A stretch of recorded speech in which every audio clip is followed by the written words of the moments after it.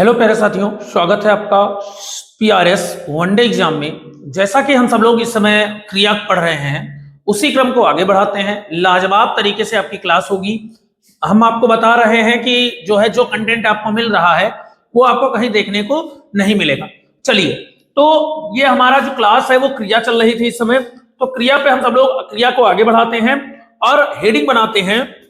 Heading बना लीजिए सकर्मक क्रिया। क्या बनाइए? सकर्मक क्रिया। हेडिंग बना लीजिए सकर्मक क्रिया। सकर्मक क्रिया, सकर्मक क्रिया हेडिंग बनाइए और देखते हैं, लाजवाब तरीके से पढ़ते हैं। तो सकर्मक क्रिया आपने हेडिंग बना लिया होगा। अब चलते हैं सकर्मक क्रिया के पार्ट्स पे। तो लिखते हैं कि सकर्मक क्रिया को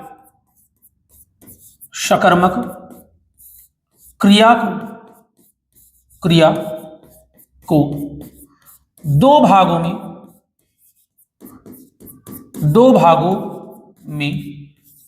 बांटा गया है। सकर्मक क्रिया को कितने भागों में बांटा गया है? दो भागों में। कौन कौन से वो दो पार्ट्स हैं, आइए देख लेते हैं। तो जो दो पार्ट्स हैं उसके, वो आइए देख लेते हैं।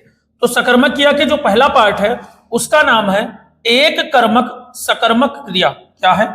एक कर्मक सकर्मक क्रिया। एक कर्मक सकर्मक क्रिया।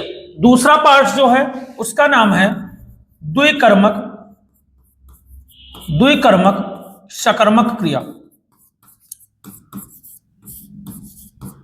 सकर्मक क्रिया मतलब यह है कि सकर्मक क्रिया के जो पार्ट्स हैं उसमें पहला पार्ट का नाम है एक कर्मक, मतलब जिसमें एक कर्म हो उसको कहेंगे एक कर्मक सकर्मक क्रिया, और जिसमें दो कर्म हो उसको कहेंगे द्विकर्मक सकर्मक क्रिया। कितने कर्मक?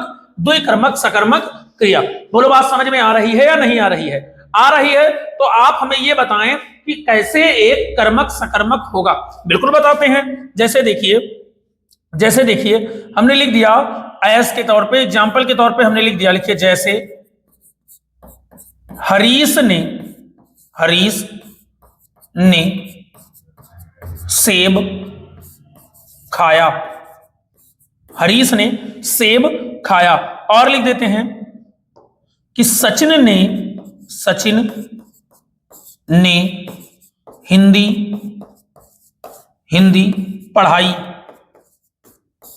अगर आप ध्यान से देखें तो इसमें जो है, अगर आप ध्यान से देखें तो इसमें हरीश क्या है? हरीश है कर्ता। क्या है?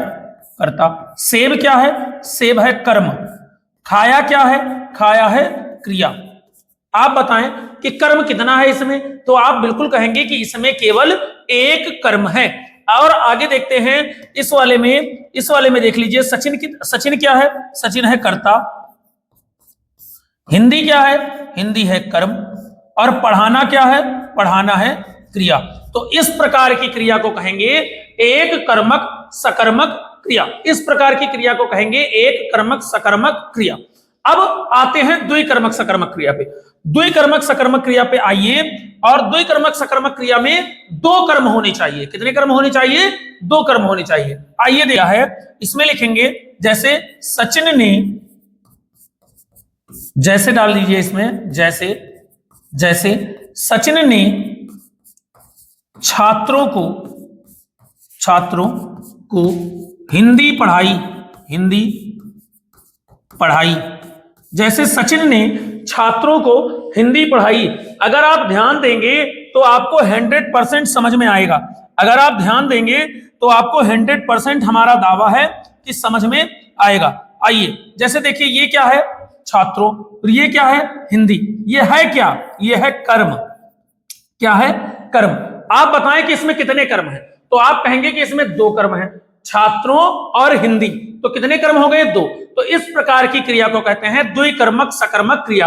आइए नेक्स्ट पेज पे चलते हैं, आपको कुछ एक्स्ट्रा जानकारी देते हैं। जैसे हमने लिख दिया, जैसे लिखिए एक एग्जांपल, जैसे के तौर पे द्विकर्मक सकर्मक क्रिया का एक एग्जांपल लिखिए। जैसे लिख लीजिए, जैसे जैसे ग्राहकों, जैसे दुकानदार ने, जैसे दुकानदार ने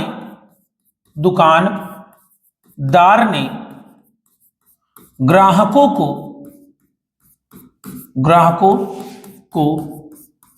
पुस्तक बांटी।